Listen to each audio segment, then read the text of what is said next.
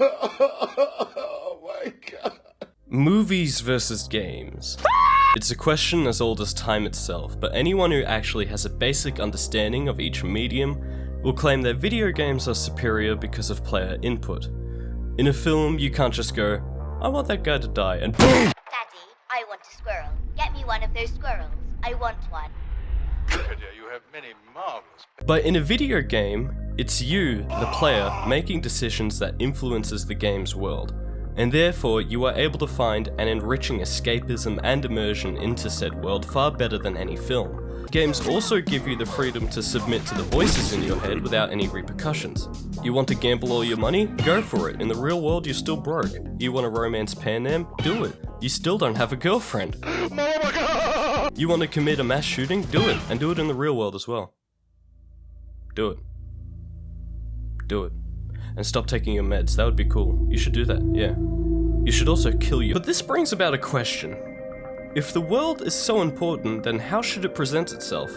Well, first, please stop yelling in my ear, and secondly, this is where I stop beating around the bush and go on to explain a little thing called video game aesthetic. Did your dick get hard?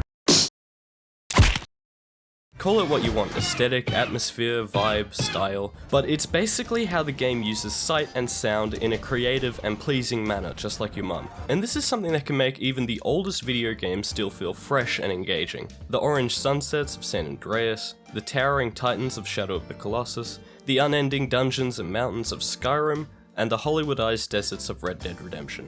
These games may have aged like milk with their gameplay, but they've aged like fine wine with their atmosphere. However, around the 2010s, every studio seemed to follow this weird trend. Yeah, this game looks sick. Now cover it in piss! Now, this would have been cool if only like 3 games did it. But for some reason, this plague infected nearly every game in that age.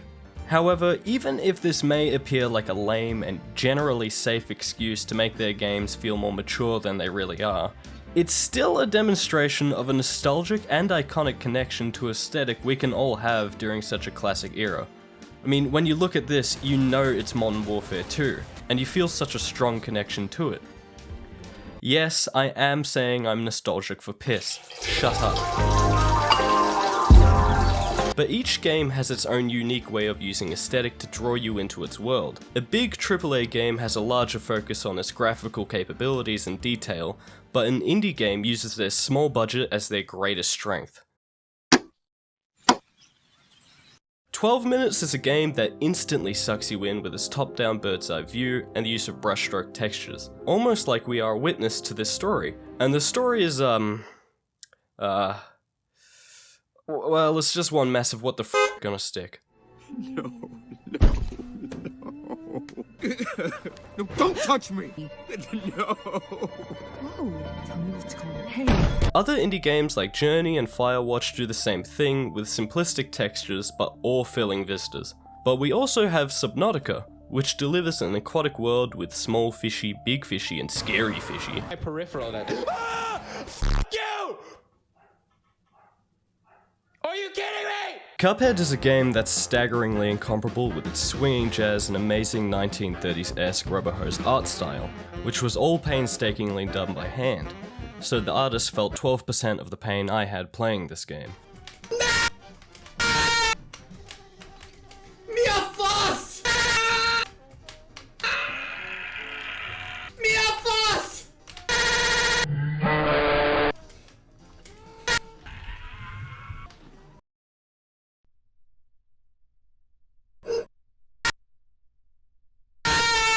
And Limbo and Inside using a damp and colourless world with an eerie soundtrack that borders on horror.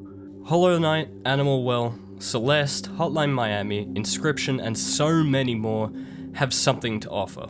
Now, what the hell am I even going on about? What the hell are you talking about? Well, aesthetic is what makes most, if not all, indie games successful. When such a small team delivers on its atmosphere, then you are really able to feel the passion of each hand that has been laid on its development.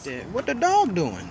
I know you're pooping. It smells good. But on the other side of the coin, we have the AAA games. Now, the problem with these games is that the majority of them suck. But when you actually play a AAA game of AAA quality, you have been given a gift by God. But really quick, I want to give it a shout out. Yeah, let's give a quick shout out to Outlast.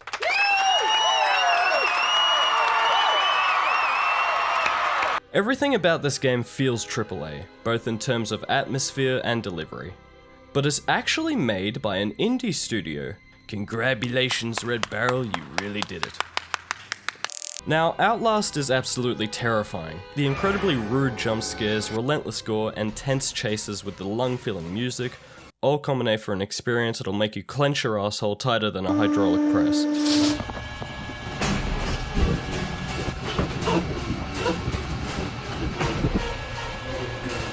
On paper, this game's premise of a journalist uncovering an abandoned insane asylum's World War II experiments whilst being chased by Joe Rogan, Bill Cosby, Obamacare doctors, and two horny naked gay guys is surprisingly very generic.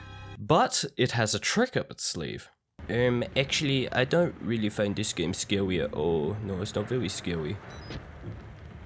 Oh, fuck. The aesthetic of Outlast is one of a grimy and unyielding desperation that enhances its foundation of fear with its ghostly colourless green and the pitch black of corridors that are filled with blood and probably doo-doo. There was doo-doo feces thrown all over the walls. As the protagonist pants with fear in a locker or under a bed. Or who knows, he might be panting with lust. But this is basically a perfect testament to how video game aesthetic can emphasize inclusive emotions and sensations for the player. In this case, poo-poo pants filling fear. I am omning it. I am omning it so good. Whoa, that's what I'm talking about. Anyone who knows me knows I'm a slut for a good western. And Red Dead 2 is no exception, so let's sit together and dissect them. Now I'm here to answer the question. Please give me your suggestion. Now shut up and learn this lesson. It's easy to tell that I'm on the spectrum. On top of having one of the greatest stories ever told in the video game medium, it also has one of the most perfectly crafted worlds. Each corner of its land is filled to the brim with a variety of detail that comes to life with its interactable animals and people. Interact. With another Rockstar game like GTA, that game aims for realism more than style. But one gripe everyone points out is that there are so many locations that are just empty. But with Red Dead, I feel like that is welcome because you're not just gonna find a bunch of weirdos in the woods. Oh. The aesthetic of Red Dead 2 is one of depth and fluidity. When I say the world comes alive, I mean that the forests are filled with the sounds of various wildlife, the dusks and dawns washing over the hills, the bustling city buzzing with noise, and the little clippity-claps of the horseshoes on the pavement, the muddy greys and browns of the swamp and its fog, and the seamless animations that flow so perfectly. To put it into perspective, if the first Red Dead is a Hollywoodized western, then the second one is a landscape oil painting.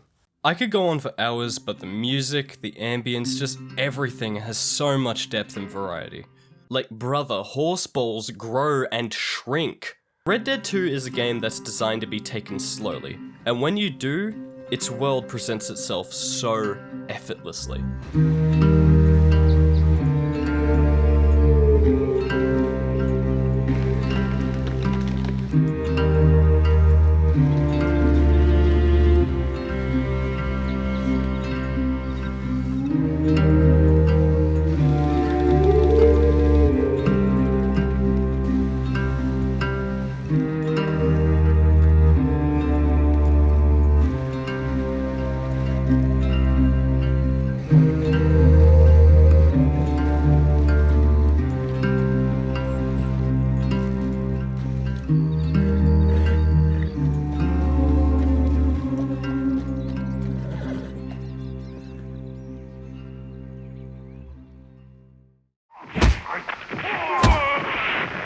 But where we have the forest, we also have the city.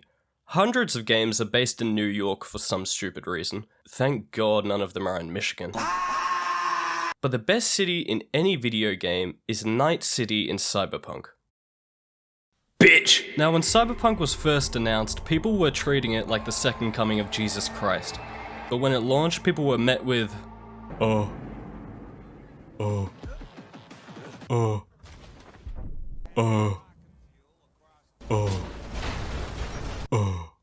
But after a few years and a few updates later, it has had one of the biggest redemption in video game history, next to No Man's Sky. Much like Red Dead, there's a lot of detail sprinkled into its world. But although it's not as interactable, it does what it's supposed to do. Look good. I mean, every corner is begging to become a wallpaper. There's this, and even this. Okay, maybe not that, but you get the point. Trying to make any fictional city believable would be a challenge in itself, but also placing it in the cyberpunk genre would be a nightmare. Because you must create a whole new sprawling lore and history focused on an exaggerated future and its technology. But that's what the aesthetic of Cyberpunk is. One of an exaggerated future. In the world of Cyberpunk, it grabs familiar elements of tech and capitalism and has it taken to bizarre levels. Each corner is overrun with cyberware and over-the-top advertising, almost to the point of absurdity. Oh yo, what the heck is that? Much like a real city, it's never quiet and always busy, with large crowds and dingy alleys. You forgot to spit on me.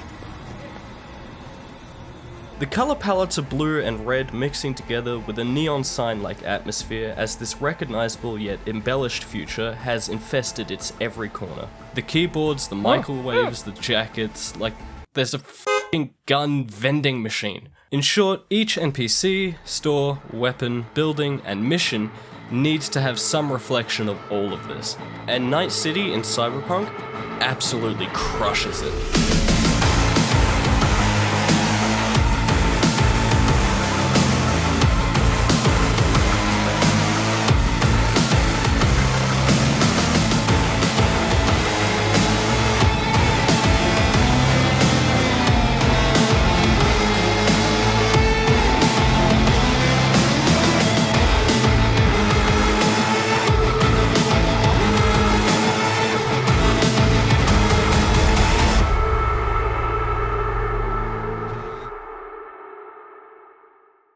Take him to Detroit. No!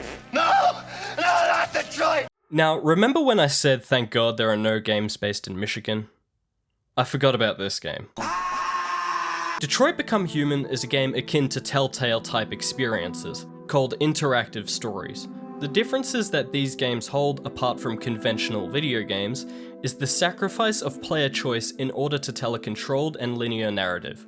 In many ways, it's just as stupid as it is smart, in that it almost blatantly removes a core prerequisite for the video game medium, and that's player freedom, as there is this constant tug-of-war between the player and the story's trajectory. However, it enhances the sense of agency and control, as even if you are forced to make specific decisions, it still has the player making those decisions. And it goes without saying that David Cage has been very successful in this regard. But in my immensely humble opinion, these games kind of suck ass. Oh my god. The scripts rely on their characters being absolute dumbasses like me, the twists and resolves are half-baked, and also like me, they are incredibly pretentious in their topic matter. However, I feel that Detroit Become Human was the first time David stuck the landing. Of course, not everything is perfect, especially from such a restrictive game. 29 stab wounds. But the writing is far more concise and reliant on the character's intelligence. The player is able to feel that the decisions they make can shape or damage the story, and the acting is phenomenal. Thank you, Mr. Krabs. I want you to investigate these cases and see if there's any link. Why me? Why do I gotta be the one to deal with this shit? But I'm beating around the bush.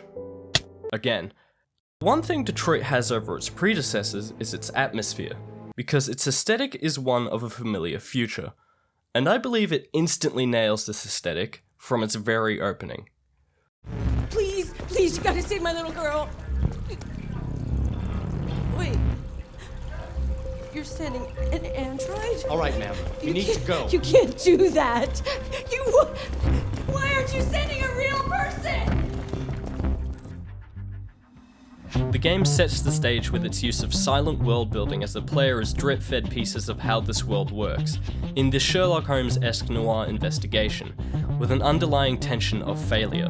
The music incentivizes its notion of a futuristic detective thriller, with this hazing beat of electronic pulses, the integration of the familiarity of appliances and decor contrasted with this unknown sci-fi tech, whilst everything is met with these concise, sharp palettes of blue and black.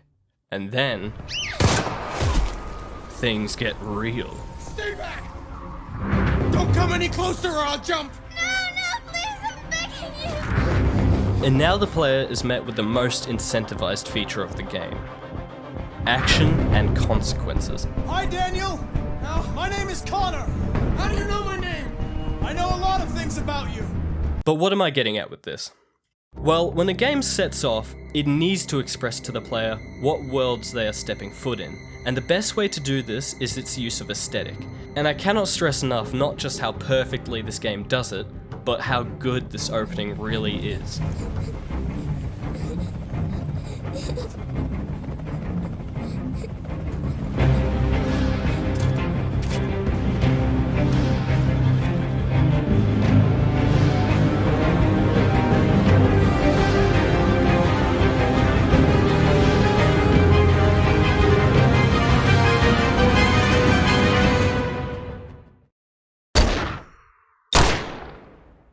When we are discussing video game aesthetic, there comes a time where you have to pay respect to one of the greats, and if I didn't talk about them, then I would rightfully be thrown in prison. You know exactly what I'm talking about.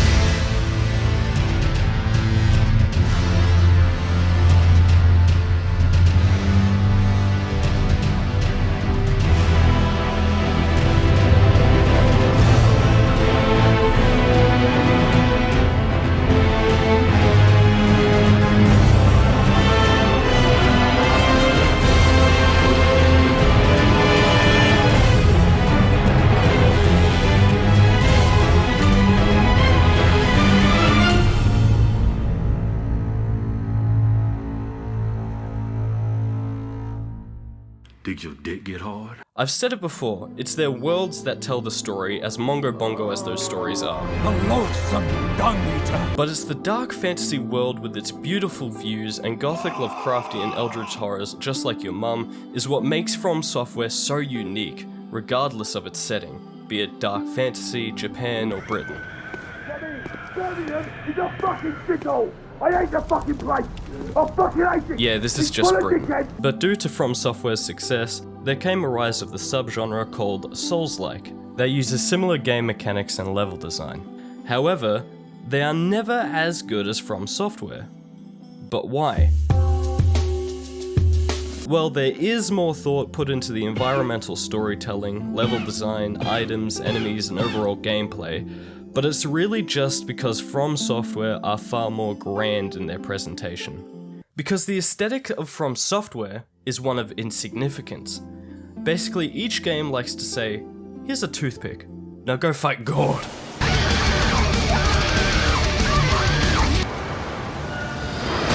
It's this and the jaw-dropping sights, the eerie winds that flow through the player, its dark, dingy Its dark, dingy appearance, and the tireless orchestras that set it apart from all of its other Souls-like counterparts. To put it in perspective, this is Lies of P,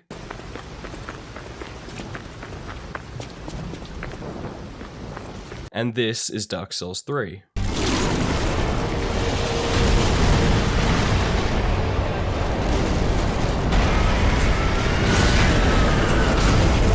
This is Jedi Survivor.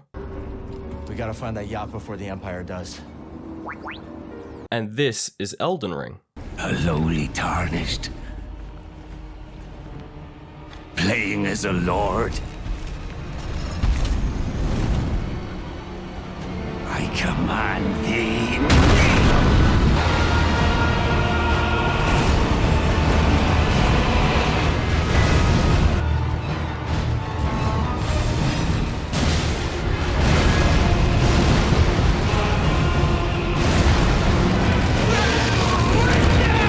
This is Surge 2.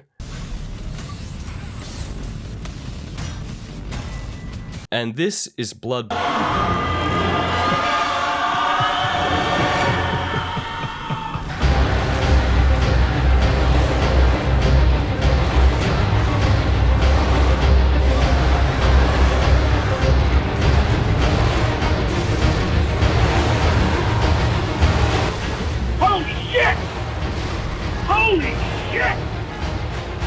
It should be mentioned, however, half of aesthetic is what you can do.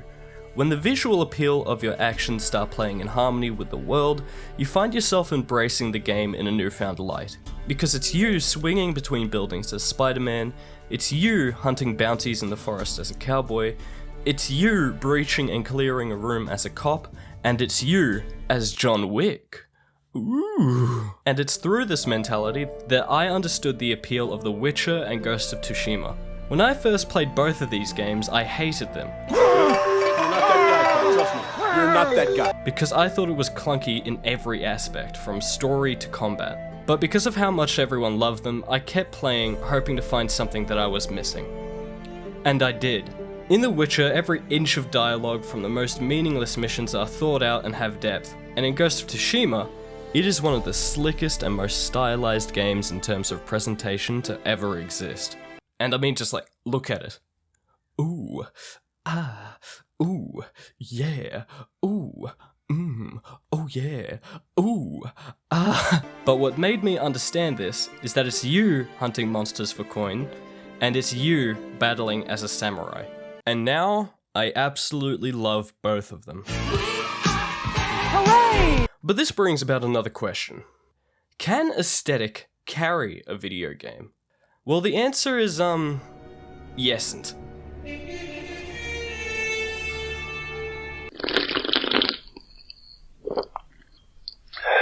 When we discuss video game aesthetics, there's always the consideration of the balance between gameplay and atmosphere.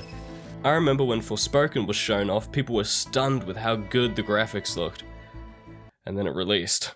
Is that a motherfucking dragon? Oh my god. If this was good, I would admit it. I admit we were wrong. This is like... This is worse than I thought it was gonna be. This is way worse than I thought it would be. Is that fun, Chris? Yeah. Genuinely? Genuinely having a good time. Honestly. No. Assassin's Creed Odyssey has absolutely stunning locations and a kick-ass intro with a battle and a dude eating a spear because he's stupid. What's 9 plus 10? 21. You stupid. But then the rest of the game happens. Stop running. I'll crush you. I already died. Victory! However, there are rare moments where a game finds a niche cult following in spite of its piss-poor gameplay. These are the sorts of games you find in a bargain bin for $10.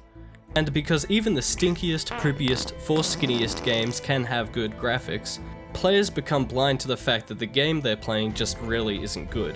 However, I believe this is still 100% reasonable, because the atmosphere is enhancing the immersion and thus enhancing the gameplay. Look at it like this. Is Far Cry Primal a good deal for $100? Hell no. What? We're flying to Philadelphia! Oh, hell no! But for 15 or less, that's absolutely radical. You see, it's because nearly every game on Earth has something I like to call those moments. And it's when you play a game and that moment happens. It's almost impossible to describe, so it's best to just show you. Assassin's Creed Black Flag is stale and vapid. However,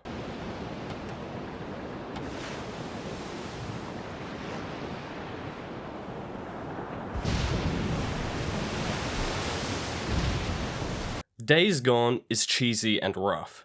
However,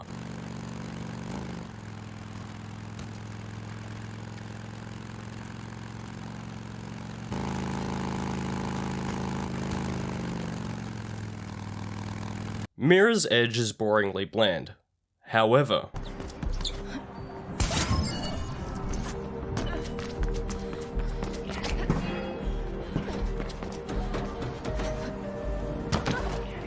Skyrim is clunky and buggy. However,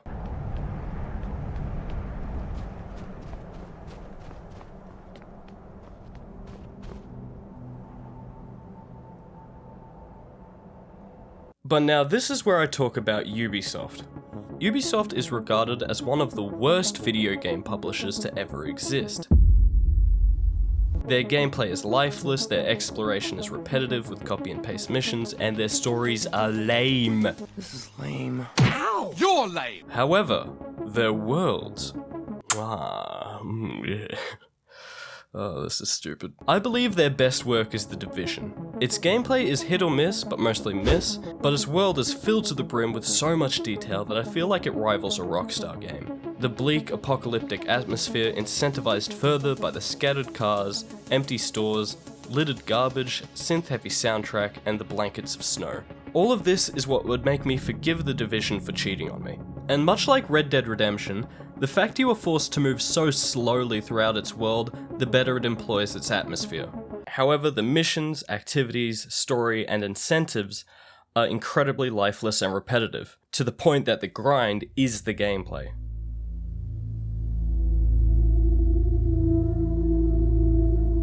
Speaking of which, we have another pretty crappy game that I still enjoy. Mad Max. Everything in this game's design is centered around anti-fun. It's a game that punishes creativity and adventure with chore-like motivation. Driving off a cliff damages your car, driving too long uses fuel, Max's iconic shotgun shouldn't be used because ammo is scarce, your incentive is to collect scrap, wait for your car to be fixed, the world is chock full of copy and paste missions and collectibles, War crier. and the story is a lame attempt at anything dramatic. But in one way or another, I always find myself returning to it. And I believe it's due to its aesthetic. Every aspect of its style is unique, creative, and engaging.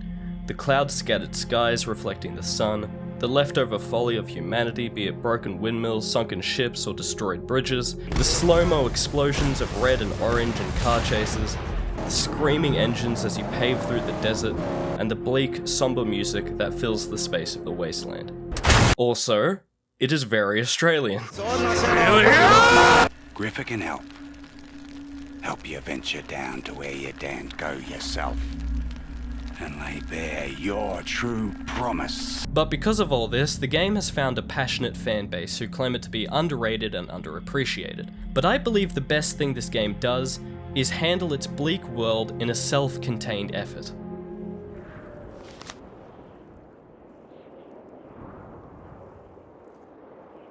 They didn't need dogs then.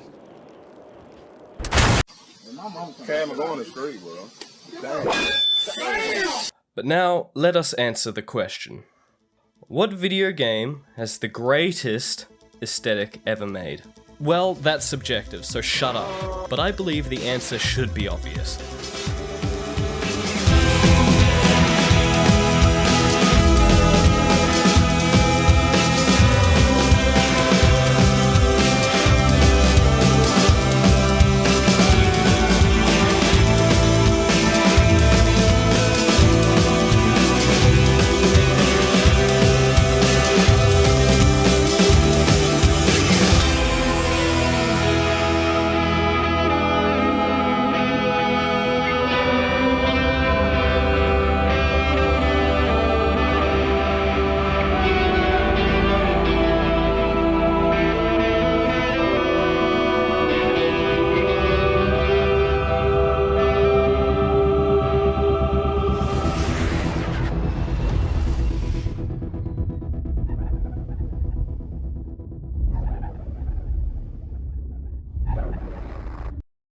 A lot like Cyberpunk, No Man's Sky was hyped to hell, promising hundreds of awesome features and unforgettable space adventures. Then it released.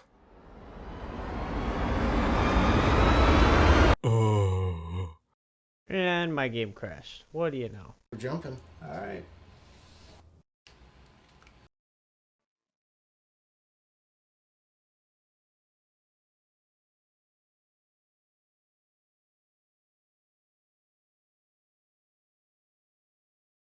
But to say Hello Games fixed No Man's Sky is an understatement. Solely out of passion and respect for their craft, they kept pumping out updates after updates after updates after updates, well beyond what is necessary. It's enough slices! I want more. And they're still going. Let any fish who meets my gaze learn the true meaning of fear. Looking back at its past, it's honestly inspiring and somewhat heartwarming to see how far Hello Games have come. And now they aren't just a role model for the gaming industry, but have simply made a very good game. Or is it?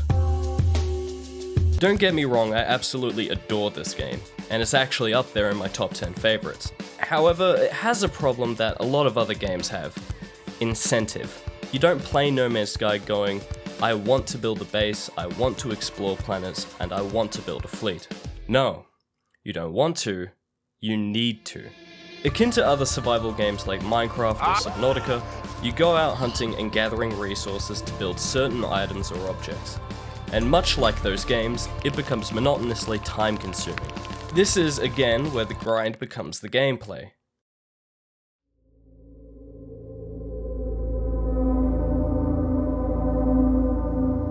As you engage in chore-like routines of scouring tutorials on the internet and doing the same thing over and over and over again. And when you finally get everything you've been grinding for, you go, okay, now what? It's this, the staggering amount of content, and the lack of a direct path that can ultimately make No Man's Sky falter and overwhelm the player, especially newcomers. However, it has a very simple and addictive hook. It looks very cool. No Man's Sky is a bit of a rough diamond, but when you start playing the game with a mindset of wanting to do something rather than needing to do something, the light begins to shine through the cracks, as I genuinely believe it bears all the aspects of aesthetic that can make an okay game become astonishing. Because the aesthetic of No Man's Sky is one of massive scale. Not with the intent of insignificance like From Software, but one where the scope of the entire galaxy is absolutely jaw-dropping. It's an indie game that feels AAA, with how ambitious and vast it is in terms of both world and gameplay features. You can explore literally every corner of an entire galaxy, and it's all so seamless with how it wastes no time to get the player where they need to go. There are no restrictions or boundaries. The entirety of a planet is explorable no matter how big it is, and nearly all of them are distinctive with their own unique qualities. The game has elements of detail, be it the planet's flora or a space station's technology, the interactability with how you can manipulate the land to your liking, you can engage in massive Star Wars-esque dogfights or build an incredible base on a planet of your choosing, you can manage a town, drive mech suits, or drive a funky space car thing. You can be a space pirate. You can uncover eerie, dilapidated, and abandoned starships that are infested with aliens. You can make these humongous bungus fleets that warp to your system with a satisfying... The design around its technology integrating with its art style, along with the grand presentation of rolling mountains or star-scattered space, propelled to the player even further with its inspired M83-esque soundtrack, and the sound design with the lasers of the starships or the crashing fire as you enter a planet? Crashing fire as you enter a planet. There is so much to see and do, this game is just so damn good. But, at the end of the day, it is simply just its presentation. Again, those moments. Just flying a spaceship in a sea full of stars, or a ring around your planet, or just simply leaving a planet's surface just to dive into another one, is the stuff that makes No Man's Sky so thrilling and beautiful.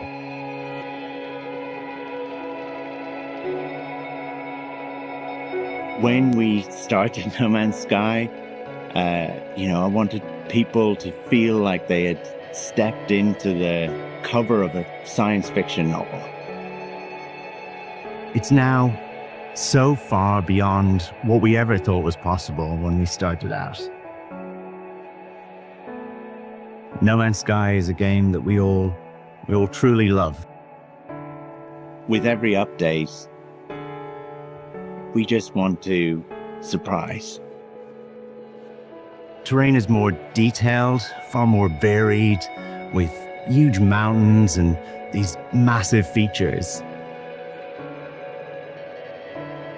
I've had these moments where you're exploring and suddenly some huge creature comes into view, and it's just incredible.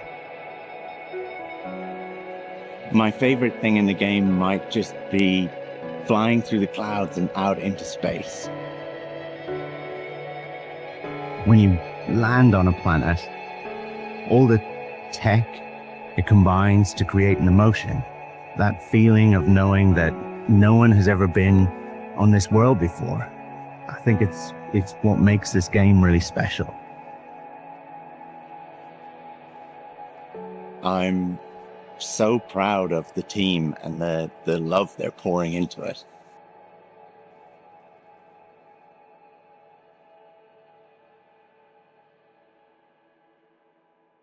So, why doesn't it work with Starfield?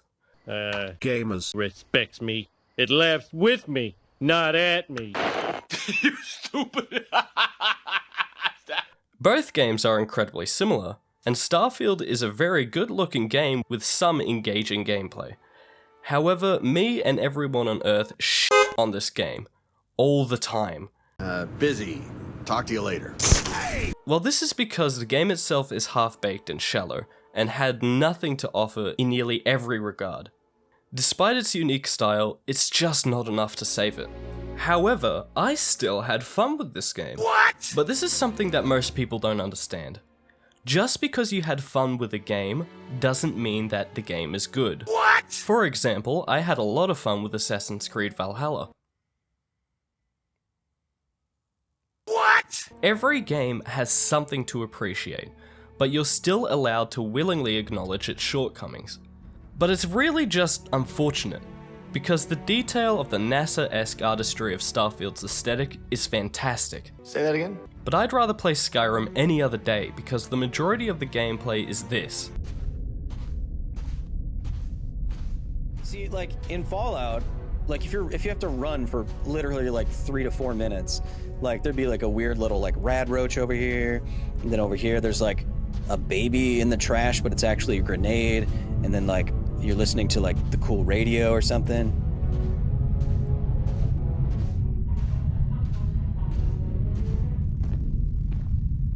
And this is one of the cases where aesthetic just doesn't carry the game. I have a feeling today's going to be a great day. Don't you agree? Heat signature 3. Oh, with the summary? Sounds great.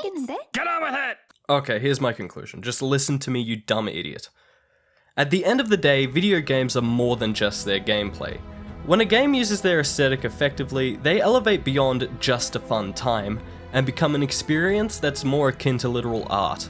Whether through a AAA's title of immersive world building, or the unique artistry of an indie game, both of them continue to use their visual and auditory elements to the point of environmental storytelling, that create a fundamental and emotional connection for the player to actually care and pay attention to the world they are taking part in.